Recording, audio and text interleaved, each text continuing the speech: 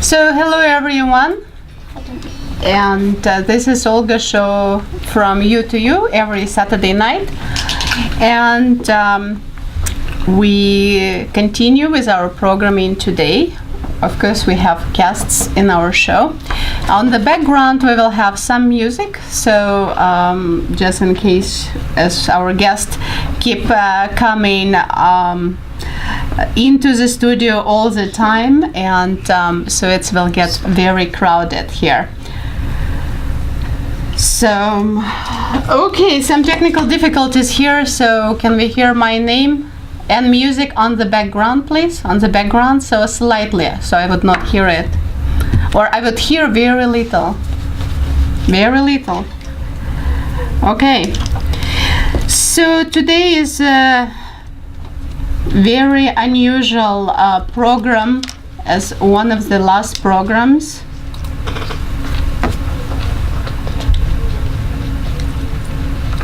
I know. I can hear you, sir. I can hear. Can you hear it?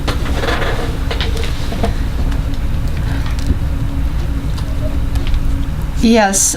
So what we're going to talk about today about immigration, criminal cases, and family law cases.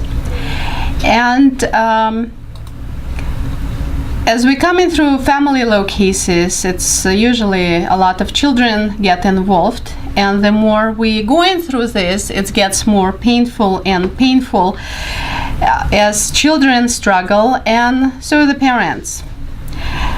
I sit with a lot of paperwork in front of me right now, and as you can see, that's a lot of paperwork. Actually, this is only part you can have while you're going through some cases, through family case or any criminal cases. And the worst part, when you read this, and tears will come to your eyes, and even worse when the victim dead, and that's, you cannot question, you cannot support. It's a little bit too late to give help. For instance, I just read out of some narrative report. Disclosed on Turkey Day and before Halloween, the child was playing in his cousin's bedroom with his Aunt Kate. He stated that Aunt Kate asked him to close the door so they could trick people. He stated that he and his aunt played Go Fish for approximately 10 minutes, and then stated his aunt asked him if he wanted to take off his pajamas. And the victim replied by stating, "What are you going to do? Touch my pee-pee?" And his aunt replied, "No," but then his aunt thinks that no means yes. Stated his aunt told him that she was going to touch his pee-pee and he couldn't make a voice, not even a little one. Stated his aunt told him that he had to promise he would keep his as a secret. Stated while his aunt was touching his penis, he whispered to her, "Are you gonna ever stop?" Victim stated his aunt told him that she was going to stop just before his papa came back into the bedroom. Victim stated at the time that he was wearing his pirate pajamas and a glow-in-the-dark top. Stated after his aunt took off his pajama bottoms, she touched his penis with one hand for approximately 5 minutes. Victim could not remember which hand she used to touch his penis, but told him that her other hand was holding on to his behind. Victim did not have any underwear on underneath his pajama bottoms at the time. And that goes on and on and on.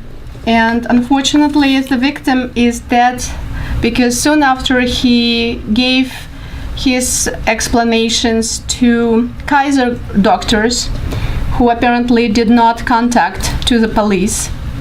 But the child was speaking with some psychologists and teachers and detectives eventually, and that's how it came to light.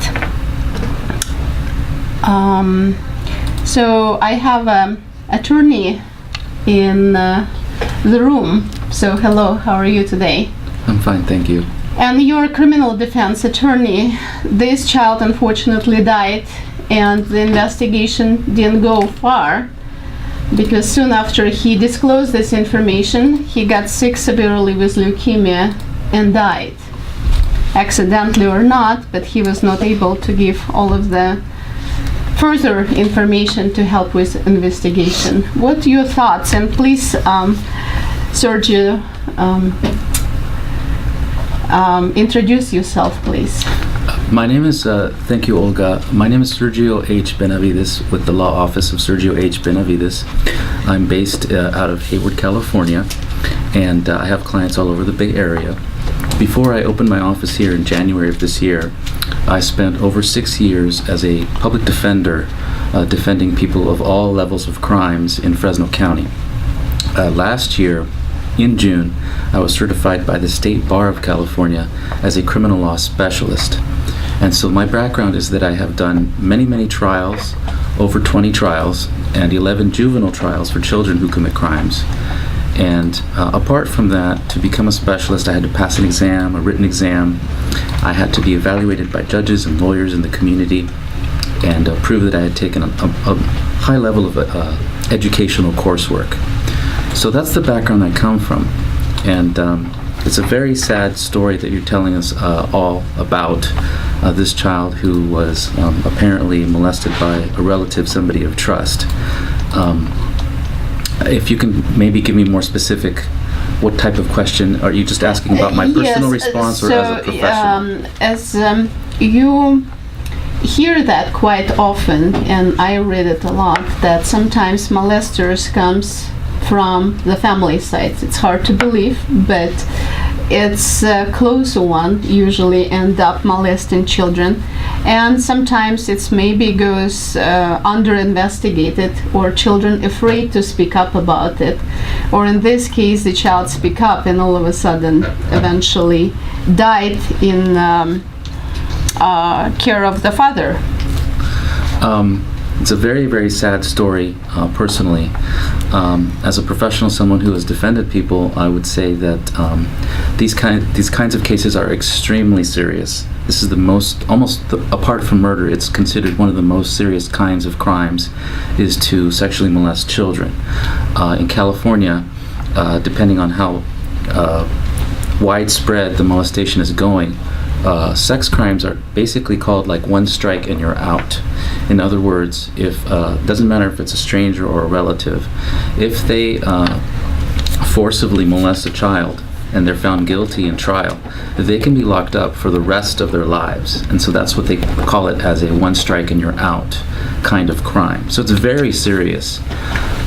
In my experience, what I've seen with molestation cases is that both sides, the defense and the prosecution, have to investigate fully and thoroughly. Both sides have to hire psychologists to interview the child to find out what's going on.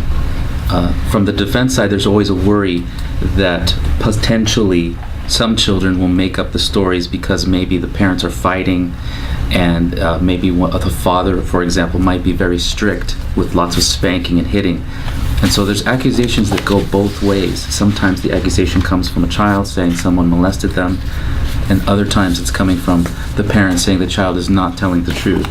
So it's very sensitive, and oftentimes in trials you have a battle going on between different psychologists. Some will say, we interviewed the child and this is what happened, X happened. The other side will say, well, we interviewed the child and Y happened.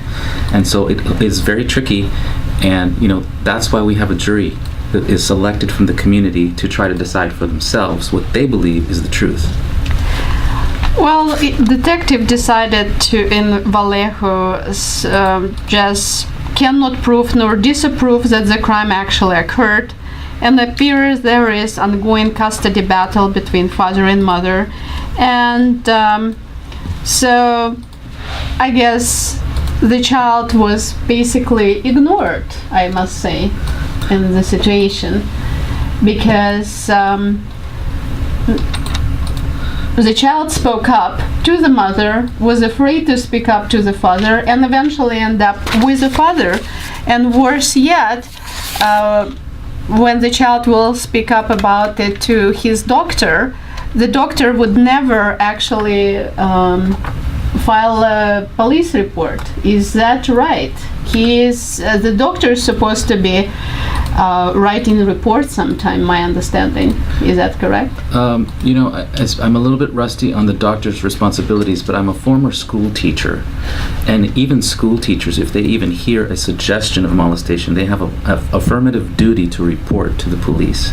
So I would imagine that if a doctor hears any allegation of molestation, they probably have an affirmative duty also to report this so that it's further investigated. It sounds unusual to me, as an observer, that a doctor would hear an allegation of molestation and do nothing with it. That's very unusual. And not only that, she apparently tried to call the police, but police also was baffled eventually when she tried to call. And because the case was between Vallejo in Sunnyvale and San Jose, she was bounced off either way and never filed any reports, the pediatrician. Does it happen a lot when you get bounced off and the case get lost? I find it so hard to believe because, everyone in the community, I think, feels strongly, even when I'm a defense attorney, on a personal level, I don't like to hear or see that children are being molested. And, I would also like to see that people are handled by law enforcement. We all want that. We all want to be safe in the communities. But when we're talking about, allegations of child molest and the victim is someone who cannot help themselves, we would expect that law enforcement would take action. Doesn't matter what city you live in, doesn't matter what county you live in. From my experience, the federal government, the state of California, and every county devotes a lot of resources, a lot of money to each district attorney's office so that there's a guaranteed prosecutor that will focus only on sex crimes. So each one of these cities, each one of these counties should have a team of people, and they call them the sex crimes team. And that's all they do is investigate these kinds of cases. They send out doctors, they send out psychiatrists, they hire specialists, and it's their job to put these cases together and prosecute them and pursue them. So if what you're saying, it sounds like someone dropped the ball, and I don't have enough facts to know why, but one of the challenges, I think, for the prosecuting side to go after people who molest children is if there's no physical evidence. If it's just the child speaking about something happened, but there's no blood drawn, there's no tears, there's no DNA found on the child. Those are some things that are a challenge, I think, for the prosecution.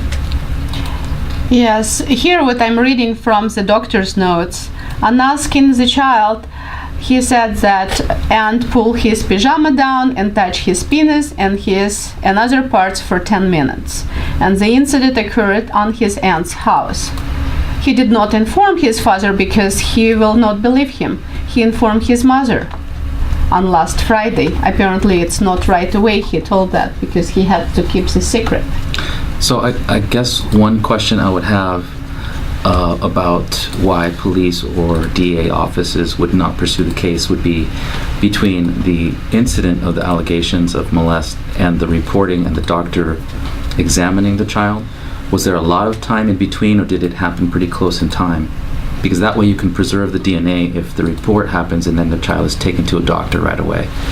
Yeah, I guess it's hard to say to DNA because it's a woman touching the child. It's no sperm involved from the woman who molested the child, and it's quite unusual, at least for me coming from Russia. Maybe I never heard those cases, but apparently it does happen periodically in every country for various reasons. And perhaps the child was uncircumcised and it was unusual for the American aunt to see that. It's hard to say. But then what I also see that when the child was dying, apparently, and here is another doctor notes from another doctor who had extensive conversation with the father, who had medical decision power over his son. And since was agreed that the father will take care of the child, then The child was not put into any hospitalization, even under circumstances like blood infection. And so that's on August 23rd of 2012, the notes was taken. And that was taken after actually the child died. At least possibly as the notes was taken earlier, but electronic notes was received and written on August 23rd at 10:47 a.m. By that time, on August 22nd, the child died. And doctor said that with active leukemia, which causes immunosuppression, there was no way appropriately treat bacterial and fungal infection without hospitalization, which apparently needed. But father had again medical decision to make, and he allowed natural death order in place. So you're saying that there was plenty of time to hospitalize the child, and the father had complete medical decision-making power. Yes. And chose not to hospitalize the child. Correct. And that's what is in notes as well. Same child who was molested by the sister of the father. This is extremely very sad situation. It's very unfortunate. And of course, somebody would say why you would keep bringing this up, or why the mother would keep bringing this up. If it would be one unusual case, then possibly you will see it. But then you will see that some judges would be involved in the case. They would make the same decision. I have another guest in the house who is the mother of the child. Here's the mic. Please come to this mic. Yes. Hello, how are you? I'm pretty good, and you? Very good. Would you like to introduce yourself? My name is Angela, and I'm mother of a 13-year-old child who I have now custody over since 11 years now.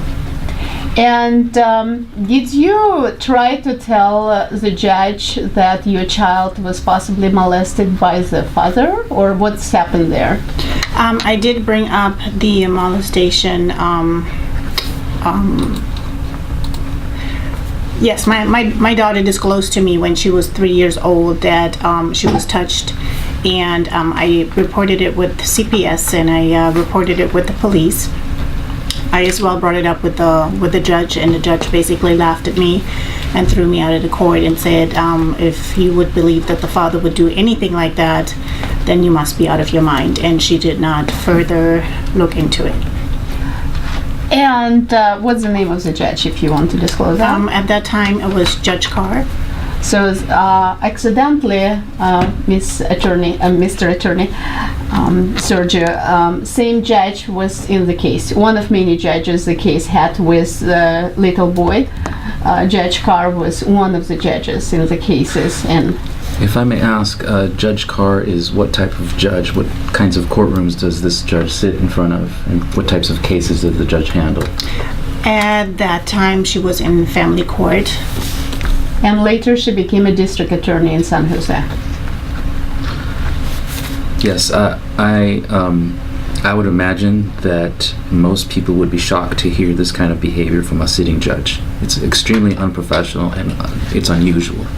Nevertheless, we have two cases right now, one with a little girl who is away from the mother, and the one little boy who was also taken away from the mother and died. And apparently with a decision made by the father, who family court law trusted so much, and when they had plenty of time to save the child's life. Nevertheless, nor Kaiser nor anybody else in this case, besides mother, because mother was calling. Here's a note. Doctor writing, I received message from child's mother asking why the child was not getting blood transfusion and treatment for fever and infections. But she did not have medical decision-making power as dictated by court order. Nevertheless, yes, the father made the decision, and he chose to have natural death. At the same time, the other treatment were available at other hospitals, like Mark Binev Hospital in Oakland, San Francisco. He just needed to have blood transfusion. So we see these cases all the time because we have more guests coming to Russian part, and I have another guest here. Would you please, Leslie, come over here? And my understanding that you also lost your child. Luckily, your daughter is alive. Yes. My daughter reported to me that she was abused by the father, and emergency screening was ordered by the judge. And emergency screening, after emergency screening, actually they took my child away from me to the point where I cannot even contact her by email or anything, even come close to her. So that's quite unusual. So, well, let me ask this, if I might, Leslie. When your daughter accused or raised an allegation that she was being abused by her father, was she living with her father? Is that why? Yes, we had 50-50 at the time. But were you living with your father? With the father of the child? Yes, she had 50% custody of her. So it was. The father Yes. had 50% of the custody. I guess what I'm trying. She was in the custody of her father. Yes. What I'm trying to find out is to understand why the judges would order this. Is it that the child was living in the same home with the father and you? No, we have different households. Oh, okay. Yeah. So see, that to me is unusual, because if the abuse is going on in the home with the father and you're living in a separate home, it doesn't make sense that they would take her away from your home. Unfortunately, this has happened because family court mediator. What happened is she started asking me private information about my landlord, and my landlord is very private person. So he asked me under what law she's asking you. So I came to her and asked her, and would you please give me the law or statute or rules of court or anything that gives you authority to ask private information about my landlord. And she actually became very upset, very agitated, and she didn't give me that information. She just she basically started retaliating against me. And her retaliation was that she started typing when we were at the screening. When I stopped talking, she was typing. So I asked her what you were typing. When she started reading to me, I was shocked. She was typing all kinds of things that I could not even say those things. So when I asked her to read more, she said, "No, I'm not going to read you more." And she just totally refused, kicked me out of the room. And later on, when the screening accommodations came, I was stripped of all the custody, like legal and physical custody, and my child went directly to her abuser. So as you can see, that sometimes to tell about abuse not necessary in favor of the person who talks about abuse, not for the child, it's not good for the child, or not for the parent who bring that up. That's opinion we see here. We have another phone call. Hello, how are you?